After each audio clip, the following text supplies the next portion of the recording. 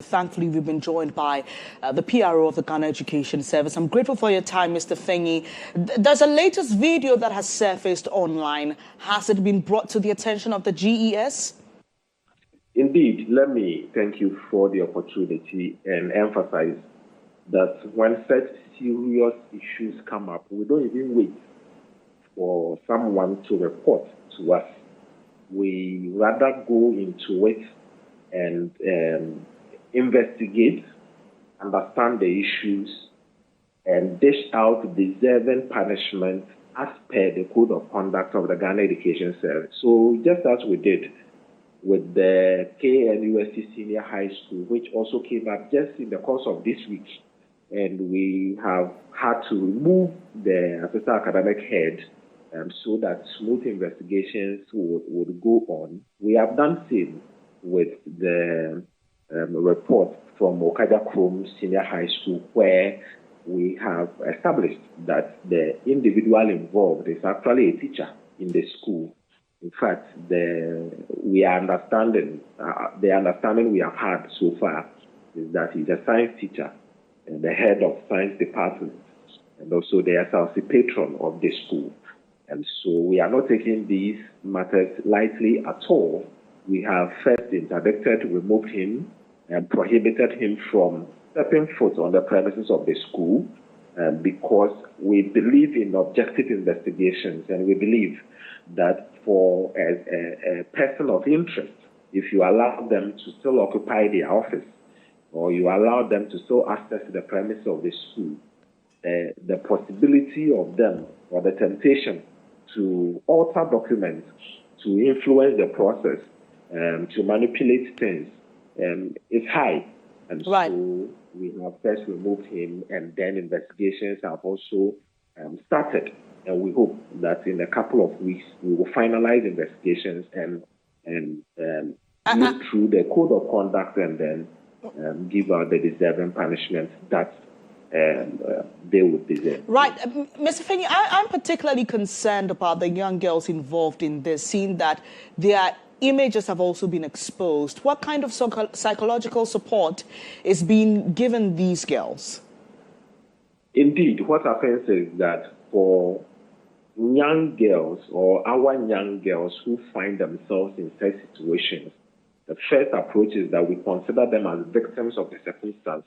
So all the approach we give them or all the interventions we give them from the orientation that these are victims of the circumstance. I'm emphasizing on this because we have heard and people seem to be adults, seem to be mentors. Even legislators. Yes, making the claim as though, because there seems to be consensus or because to them, the video they watched, the girls had actually agreed, so they don't seem to see anything wrong with what's happening. Right. I'm sorry if it appears I'm rushing you, but I'd like for you to tell me in practical terms what kind of support you're offering these girls. So what happens first is that we have a counseling unit that is in charge. So the school has a counseling coordinator, the district has a counseling coordinator that is in charge of these. So in these two cases, the girls have been counseled. Are they still in the school communities? Yes. So what happens is that indeed it is these investigations that we have already started that will come out with the necessary recommendations. Let me emphasize that the girl is a final year student who has completed school and has left the premises. Which of the girls are you talking about? The KNUST or the Okajakrom situation? Both of them. So they've left the school, right? Because there are also fears of victimization from other teachers. But quickly though, before you go, Mr. Fenyi, I first believes that these teachers must not only be dismissed and that their licenses must be revoked. Your quick thoughts on that as we wrap up the conversation.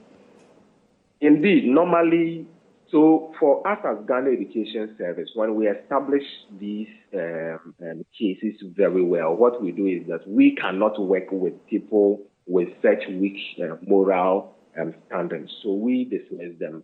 And then if the ladies involved are minors, then the police and the legal processes also kick in. So it is not, for us as Ghana Education Service, we have code of conduct that we work with. Right, you dismiss them. The argument is you dismiss them, they can go and work elsewhere. So if you revoke their licenses, then they can't practice as teachers at all. Yes, in fact, the dismissal implies that they are not able to teach anywhere. Right. In the country. And then let me add finally that we would encourage parents that they give us support as well in fighting against situations like this. Our young girls and even the boys, right, grow up in our homes, and we expect that our parents would offer the needed guidance. Of course, the educational institutions will do that, but we expect our parents to also come in, support our efforts, support our fight against such situations like that, so that it will be a comprehensive fight against some of the teachers, some of our staff who pray against these innocent young ones. Right. Mr. Fenyi, I'm grateful for your time, and we'll definitely continue this conversation, a more extended one much later, because we understand that the GES has a sexual harassment policy that has been rolled out to empower and equip young people in schools against abuse. But you just heard the PRO of the Ghana Education Service, Daniel Fenyi, there, bringing us up to speed on what's been done in the KNUST and the Okajakrom instances. Now you know, here on GHOne, you heard that with that Okajakrom incident, the teacher has been identified and interdicted as well.